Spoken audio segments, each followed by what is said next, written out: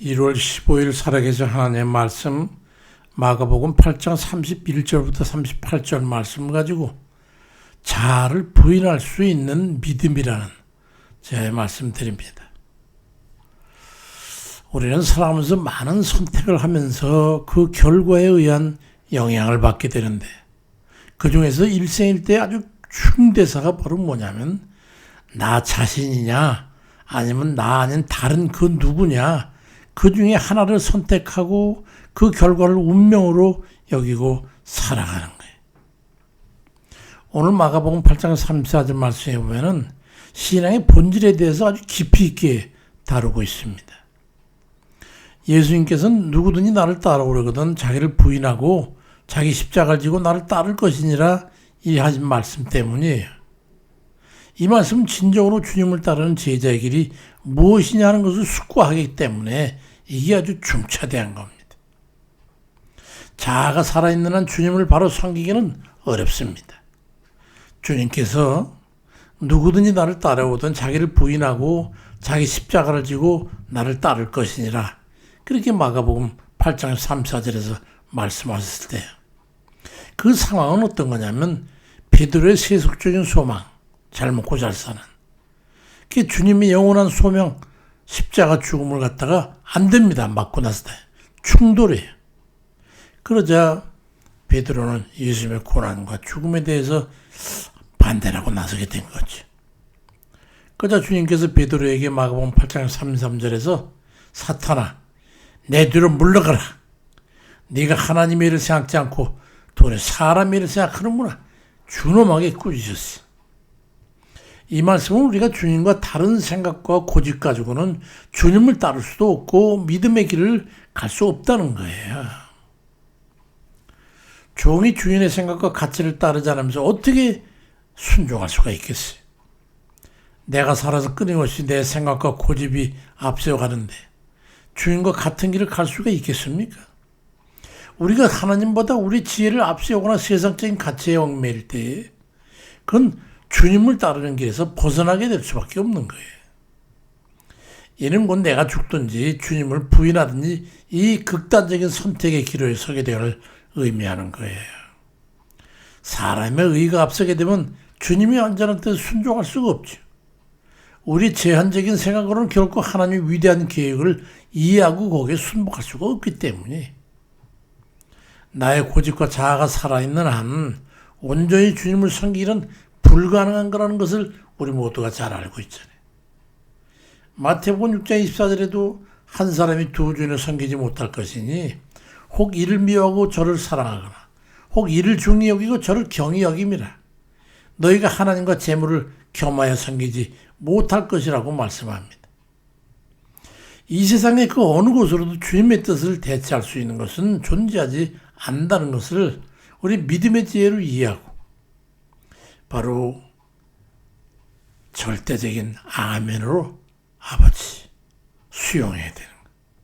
어떤 사람이 자신의 집마당에 아름다운 꽃밭을 갖고 왔는데 씨앗을 뿌리긴 했는데 얼마 지나지 않아가지고 잡초들이 무성하게 자라기 시작하니까 꽃들이 제대로 자랄 수가 없어요. 그 사람은 아름다운 꽃을 피우기 위해서 잡초를 뽑는 수고를 정말 마다하자고 열심히 땀 흘려 수고했어.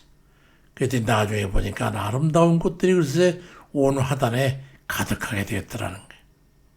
우리의 자아는 이 잡초와도 같은 거예요. 주님의 말씀과 뜻과 영생이라고 하는 이 아름다운 이 완벽한 이 꽃이 우리 안에서 제대로 피어나기 위해서는 우리 이기적인 생각과 고집이라는 잡초를 몽땅 다 뽑아내야 그런 아픔과 수고가 반드시 필요한 거라는 거예요. 예수 그리스도를 믿는다는 건 결국 주의 뜻을 따르는 것을 우리의 삶에서 최우선적인 가치를 두는 것을 의미하는 거예요. 주님께서는 심지어 누가복음 14장 20절에서 무릇 내게 오는 자가 자기 부모와 처자와 형제와 자매와 더욱이 자기 목숨까지 미워하지 않으면 능히 내 제자가 되지 못할 것이라고 하는 아주 극단적인 어구까지 사용해가면서 말씀하셨어요. 이는 어떤 사랑이나 가치도 주님보다 앞설 수 없다고 하는 걸 강조하신 거죠. 그건 곧 하나님 뜻과 절대 순종해 갖게 되는 우리 영생이 어느 것보다도 우선이라고 하는 걸 말씀한 거죠. 만약 우리가 자기 생각을 앞세우거나 고집을 버리지 못하거나 아집에 사로잡혀서 자아를 죽이지 못한다면 우리는 결코 주님과 함께할 수 없어. 주님을 따를 수 없어. 그래서 진정한 믿음의 변화는 결국 자아가 죽는 것으로부터 시작되어야 되는 거예요. 로마서 12장 2절에도 너희는 이 세대를 본받지 말고 오직 마음을 새롭게 함으로 변화를 받아 하나님의 선하시고 기뻐하시고 온전한 뜻이 무엇인지 분별하도록 하라고 말씀하고 있어. 결국 믿음은 나의 모든 것을 드리는 전적인 헌신의 문제란 것을 알아야 됩니다. 결론적으로 주님께서는 마태복음 10장 37절 이하에서 아버지나 어머니를 나보다 더 사랑하는 자는 내게 합당하지 아니하고 아들이나 딸을 나보다 더 사랑하는 자도 내게 합당하지 아니하고 또 자기 십자가를 지고 나를 따르지 않는 자도 내게 합당하지 아니하냐.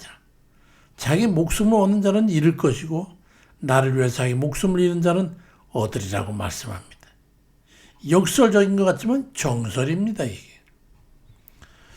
옛날 옛적에 말이죠.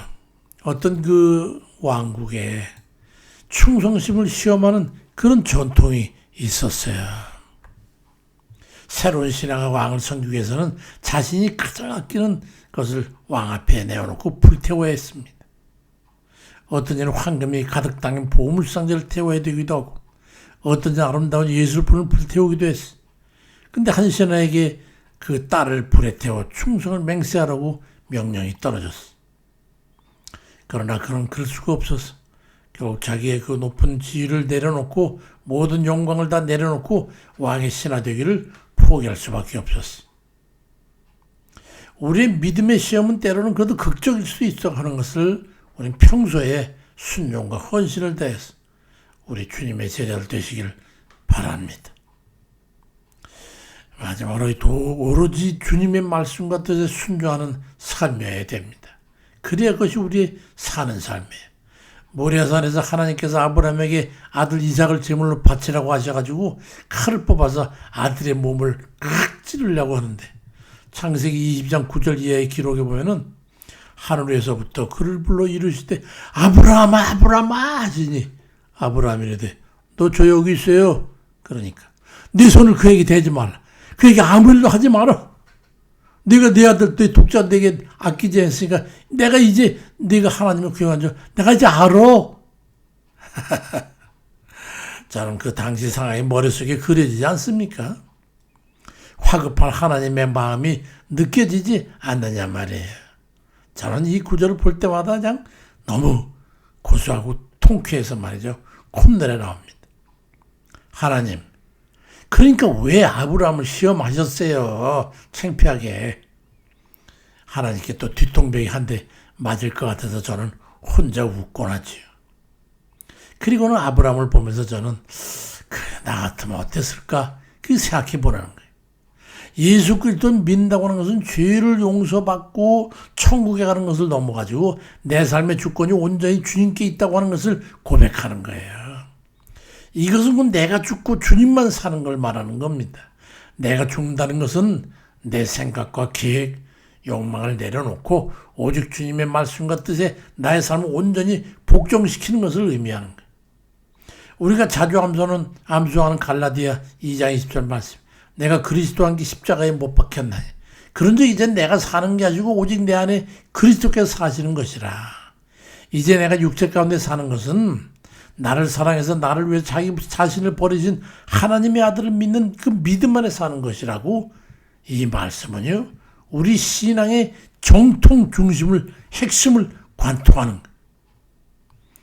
어디서 하나님은 우리의 지성으로 이해하려 하면 작아지지만 순종하려고 하면 위대해진다. 그런 말을 했어. 우리의 순종과 온전한 헌신은 하나님의 위대하심을 경험하는 열쇠가 되는 거예요. 온전히 순종해 보세요. 나의 자아가 살아있는 한 주님을 온전히 섬기기 어렵고 예수 그리스도를 믿는 믿음은 그 어떤 세상적인 가치보다 우위에 있다고 하는 것을 우리는 알게 됐잖아요. 우리의 자아를 부인하는 건 결코 쉽지 않지만 그렇지만 날마다 자기 십자가를 지고 주님을 따르면서 주님께 대한 온전한 사랑과 순종으로 온전한 구원을 이루시는 우리 모두 다 되시길 주의 이름으로 축원드립니다. 아멘입니다.